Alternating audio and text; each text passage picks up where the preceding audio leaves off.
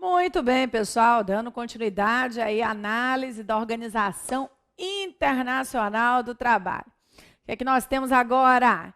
Em 1998, a Conferência Internacional do Trabalho adotou a Declaração de Direitos e Princípios Fundamentais do Trabalho. Vamos lá, vamos dar uma olhadinha aqui também nessa parte. Adota, portanto, a Declaração dos Direitos e Princípios Fundamentais no Trabalho, definidos como o respeito, isso aqui também precisa ser destacado, o respeito à liberdade sindical e também de associação, o reconhecimento efetivo do direito de negociação coletiva, a eliminação de todas as formas de trabalho forçado ou obrigatório, a efetiva abolição, olha aí, gente, a efetiva abolição do trabalho infantil, a eliminação da discriminação em matéria de emprego e de ocupação. Bem, a declaração associa a esses 4 direitos e princípios 8 convenções que passam a ser definidas como fundamentais. Estabelece que todos os Estados membros da OIT, pelo simples fato de sê-lo, olha isso aqui é importante também, todos os Estados membros da organização, pelo simples fato de sê-lo, né, e de terem aderido à sua Constituição, são obrigados a respeitar esses direitos e princípios, havendo ou não ratificado as convenções a eles correspondentes. Gente, olha só, no Brasil, a OIT ela tem mantido representação desde 1950, com uma série de programas e atividades, refletindo os objetivos da organização ao longo da sua história. E aí, gente, além da promoção permanente das normas internacionais, do trabalho, do emprego, da melhoria das condições de trabalho, a atuação da OIT no Brasil tem se caracterizado pelo apoio ao esforço nacional de promoção do trabalho decente. Bem, lógico que eu tirei essas informações dos órgãos oficiais, né? Do próprio escritório da OIT no Brasil. Nós sabemos que há uma distância, né, entre o dado oficial e a realidade. Né? Nós ainda temos, muitas mazelas, não é? Com relação ao trabalho escravo, à exploração. Não é? Temos um trabalho escravo novo, não é?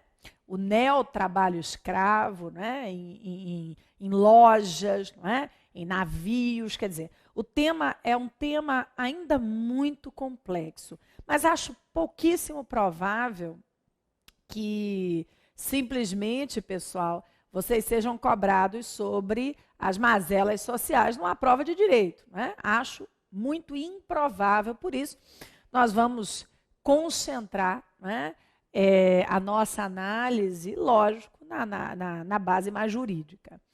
Bem, eu trouxe aqui alguns trechos da Constituição da Organização Internacional do Trabalho.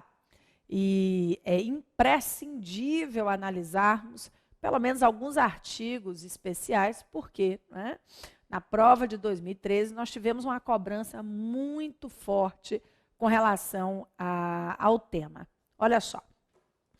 O artigo 2º da Constituição da OIT diz assim: a organização permanente compreenderá uma conferência geral constituída pelos representantes dos Estados-membros, um conselho de administração composto, como indicado lá no artigo 7º, uma repartição internacional do trabalho sob a direção de um conselho de administração.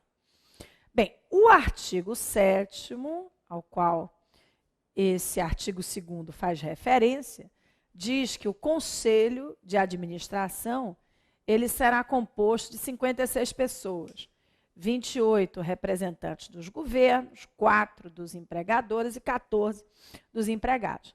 Observem aqui a organização tripartite, né? Governo, empregador e empregado. Os principais responsáveis, é claro, sobre questões associadas ao trabalho.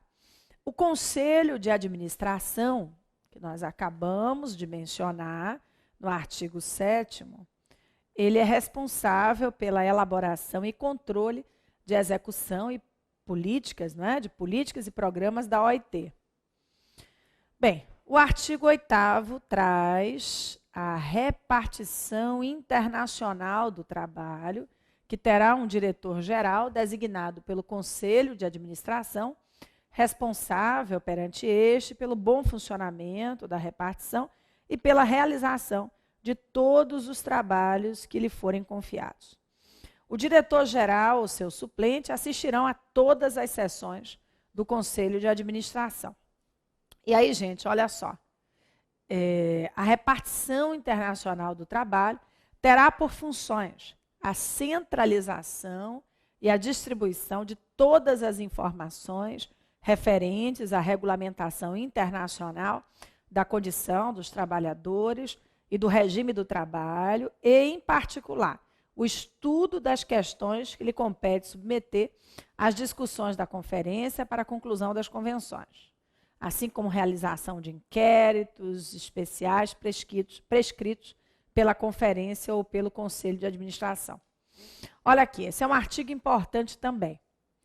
Toda reclamação dirigida à repartição internacional do trabalho por uma organização profissional de empregados ou de empregadores e segundo a qual um dos Estados-membros não tenha assegurado satisfatoriamente a execução de uma convenção a que o dito Estado haja aderido, poderá ser transmitida pelo Conselho de Administração ao governo em questão e este poderá ser convidado a fazer sobre a matéria a declaração que julgar conveniente. Então, turma, olha só, a reclamação dirigida à repartição, segundo a qual um dos estados não tem assegurado a execução de uma convenção, ela poderá ser transmitida pelo Conselho de Administração ao governo em questão.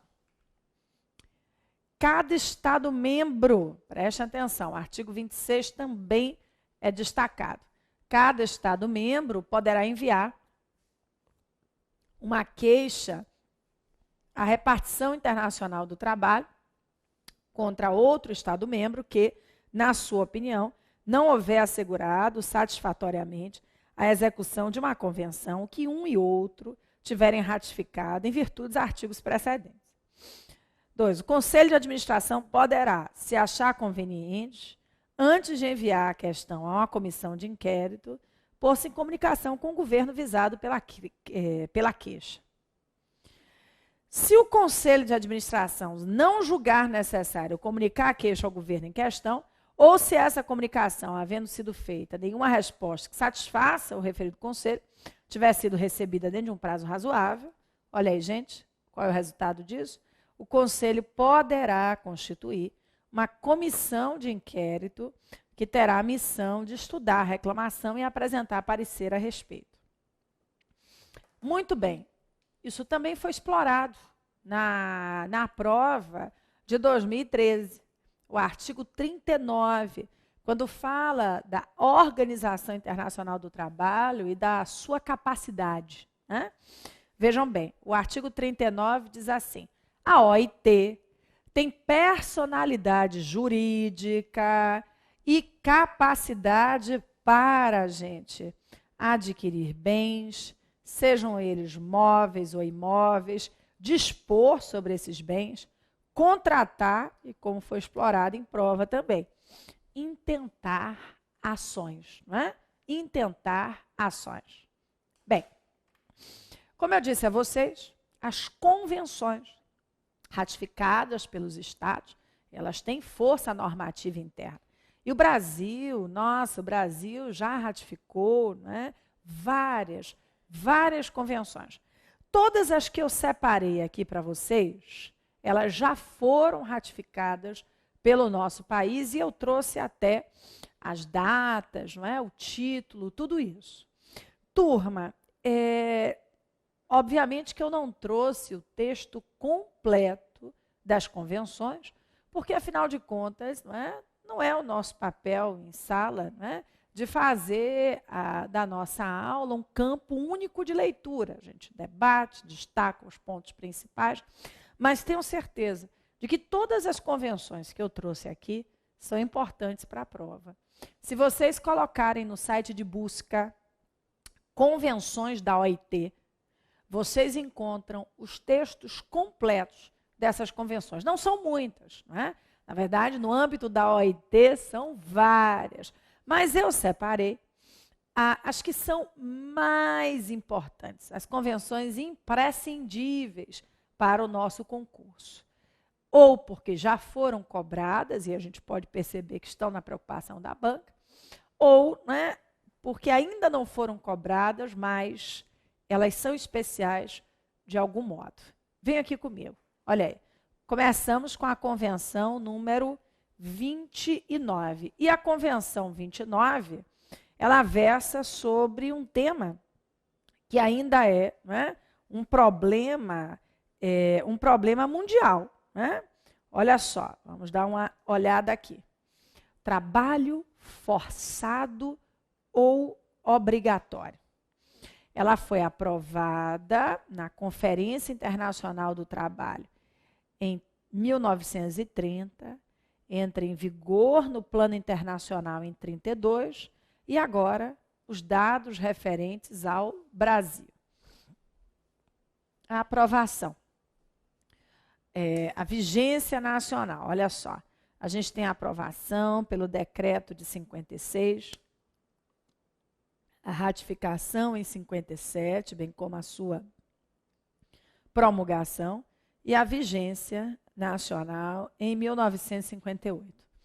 Acho pouco provável que a banca seja tão precisa com relação aos anos. Acho pouco provável. Mas saber que essa convenção, ela tem vigência nacional, isso é indispensável, tá? Agora, as datas, vocês também precisam ter uma ideia. Olha, é de 1930, é uma convenção antiga, já vigora no Brasil, meados, quase no final da década de 50.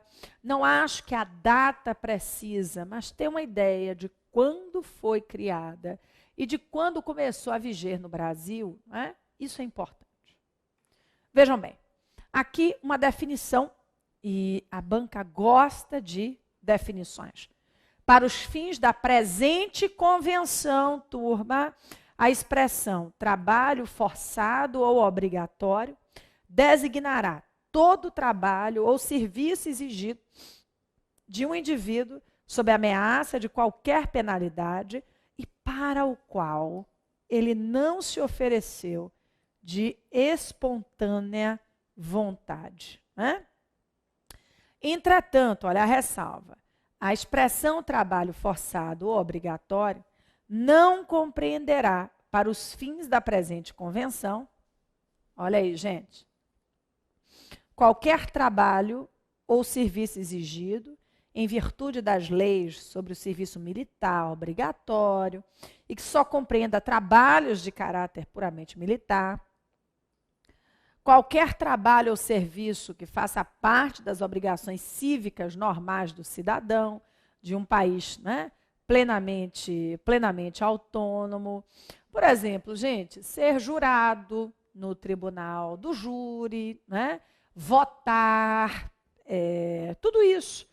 As obrigações legais impostas e harmoniosas com a cidadania não são consideradas trabalhos forçados. Qualquer trabalho ou serviço exigido de um indivíduo como condenação como consequência de condenação pronunciada por decisão judiciária, contanto que esse trabalho ou serviço seja executado sob a fiscalização e o controle das autoridades públicas e que dito indivíduo não seja posto à disposição de particulares, companhias ou pessoas privadas. Também não é considerado, pessoal, trabalho forçado qualquer trabalho ou serviço exigido nos casos de força maior, não é? Sim, em caso de guerra, em caso de algum tipo, né, de abalo, de uma calamidade de altíssimas proporções da natureza. Né? Aí, pessoal, é a cooperação, né, que deve, lógico, vigorar. Também não são considerados trabalhos forçados pequenos trabalhos de uma comunidade, né, trabalhos executados no interesse direto da coletividade, né, claro que contanto que a própria população ou seus representantes tenham direito de se pronunciar sobre a necessidade desse trabalho. Muito bem, gente. Então, prestem bastante atenção aqui. Foquem na definição de trabalho forçado e naquilo que, né, não é, segundo a própria Convenção 29, considerado trabalho forçado. As obrigações legais a todos impostas, o alistamento militar, né, o alistamento eleitoral, a participação no plebiscito, no referendo, né, o voto, a ser jurado, como eu falei, no júri. Essas obrigações legais não são consideradas trabalhos forçados. E aí, nessa preocupação mundial, né, de abolir o trabalho forçado, a OIT também aprovou a Convenção 105. Bem, o tema, abolição do trabalho forçado, aprovada em 57, entrando em vigor no plano internacional em 59. Com relação aqui ao nosso país, né, ela foi aprovada em 65, sua vigência nacional é de 1966. Né?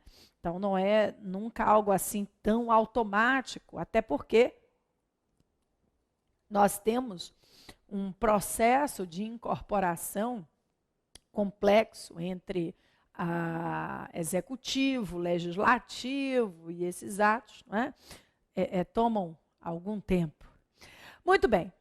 O artigo 1º da Convenção 105 diz que qualquer membro da OIT que ratifique a presente convenção se compromete a suprimir o trabalho forçado ou obrigatório e a não recorrer ao mesmo sob forma alguma. Né? E aí, olha só. Então, ao incorporar essa convenção, os países signatários estão cientes de que precisam, né, acabar com o trabalho forçado ou obrigatório, né, no mundo e que não podem recorrer a esse tipo de trabalho sob forma alguma. Olha aí. Como medida de coerção ou de educação política, ou como sanção dirigida a pessoas que têm ou que exprimam, né, certa opinião, né, a ideológica, a ordem política, social e econômica estabelecida. Vivemos em democracias, né, boa parte delas ainda em construção. Né? Então, lógico que o trabalho forçado obrigatório não pode ser uma punição, porque o indivíduo manifestou uma opinião política contrária, né, ao governo. Como método de mobilização e de utilização da mão de obra para fins de desenvolvimento econômico, como medida de disciplina de trabalho, lógico, gente, como punição por participação em greve. Já imaginaram? Trabalho forçado obrigatório porque o indivíduo se manifestou e fez uma greve. Como medida de discriminação racial, social, nacional, religiosa. O artigo 2º da Convenção 105 ainda diz que qualquer membro da OIT que ratifique a Convenção se compromete a adotar as medidas eficazes no sentido da abolição imediata e completa do trabalho forçado obrigatório, tal como previsto no artigo 1º da Convenção.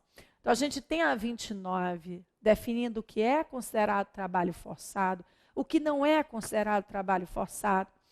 A Convenção 105, trazendo o compromisso dos estados, né, em erradicar com esse trabalho forçado, que viola, lógico, a dignidade do trabalhador, do indivíduo. Agora vamos para a Convenção 111. Me acompanhe. Olha só. A Convenção 111 da OIT.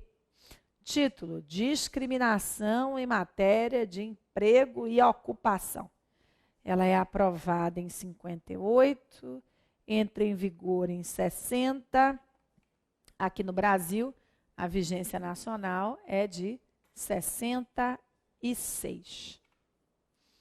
Bem, mais uma vez, eu vou bater nessa tecla, porque acho que é um ponto muito correto e coerente para se dizer em sala. Conceitos. A banca gosta de conceitos, né? Vocês não vão ser convidados a discutir em prova a política. Então, o conceito ele é muito relevante numa prova de humanos. Olha só. Então, para os fins, né, da presente convenção, só lembrando, estamos na 111. O que significa discriminação? Toda distinção, toda exclusão ou preferência fundada na raça, na cor, no sexo, religião, opinião política, ascendência nacional ou origem social, que tenha por efeito destruir ou alterar a igualdade de oportunidades ou de tratamento em matéria de emprego ou profissão. Recentemente, não sei se vocês acompanharam, mas foi declarada inconstitucionalidade de uma lei militar que exigia que o aspirante à carreira militar tivesse pelo menos 20 dentes na boca. Acompanharam isso? Enfim, né? Caiu a lei por ser uma lei, né, de discriminação encaixada aqui nesse termo. Me acompanhe? Qualquer outra distinção, exclusão ou preferência que tenha por efeito destruir ou alterar a igualdade de oportunidades ou tratamento em matéria de emprego ou profissão, que poderá ser especificada pelo membro interessado depois de consultadas as organizações. Gente, lógico que você tem discriminações positivas e discriminações, não é, negativas. É claro que a Convenção 111 ataca a discriminação negativa, aquela que gera constrangimento, aquela que é fruto de preconceito. Agora, preste atenção, olha só, o que eu trouxe aqui para vocês, algo razoável de compreender. As distinções, exclusões ou preferências fundadas em qualificações exigidas para um determinado emprego não são consideradas como discriminação.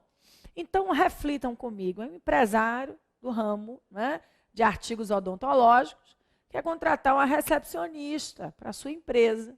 É uma porta de entrada para artigos odontológicos. Então, pessoal, ele recusa uma pretendente ao cargo que não tem, né, os 4 dentes da frente, da arcada superior.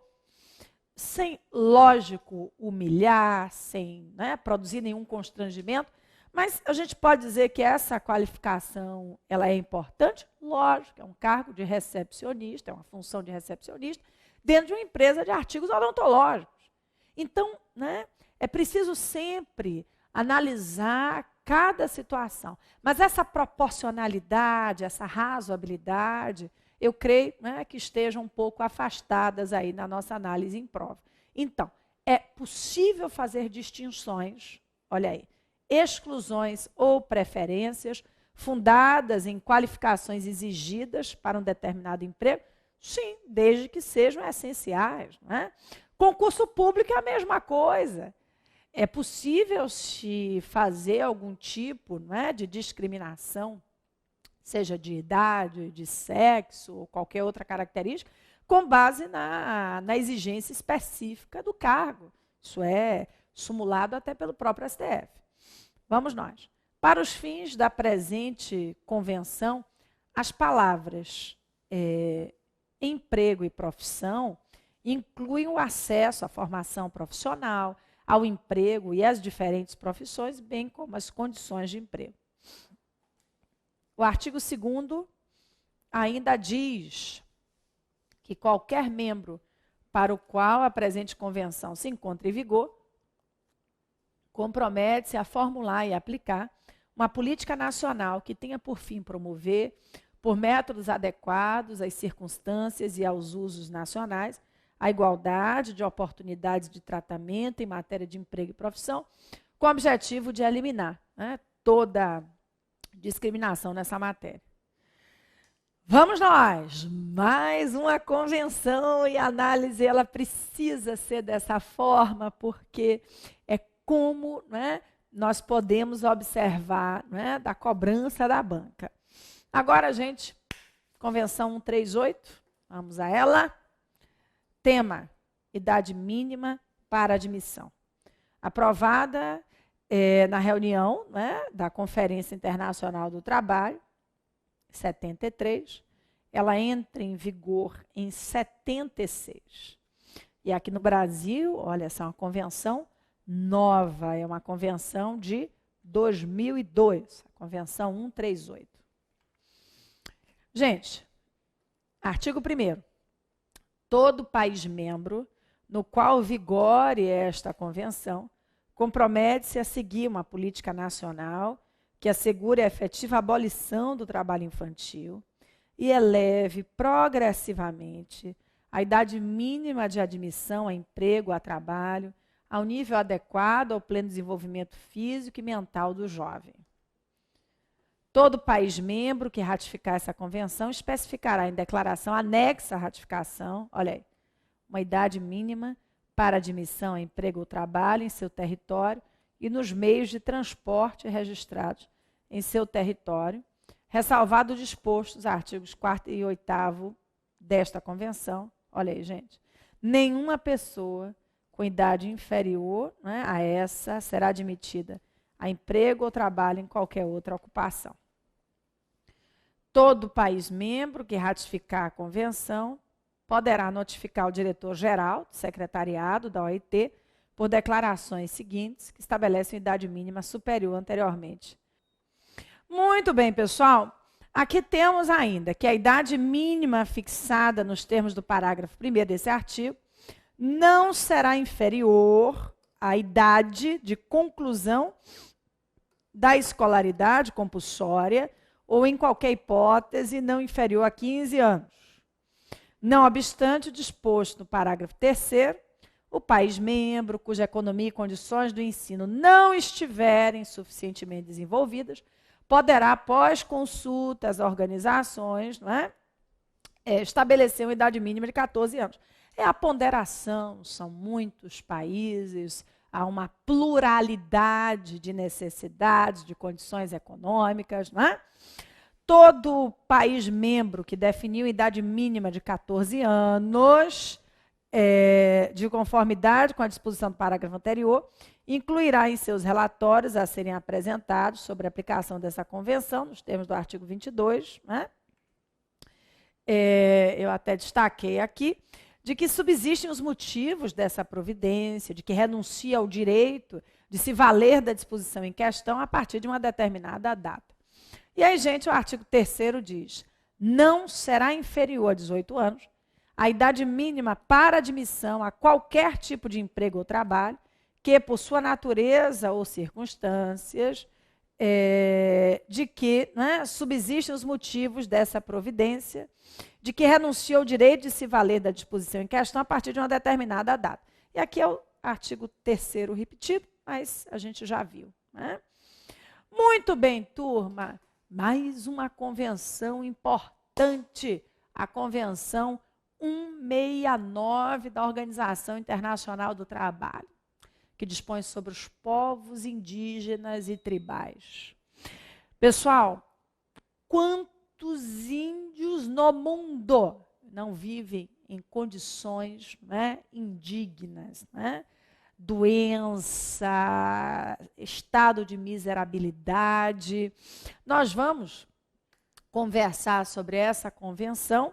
E ainda temos várias questões, né, pela frente no nosso próximo bloco. Não saiam daí não. Até já.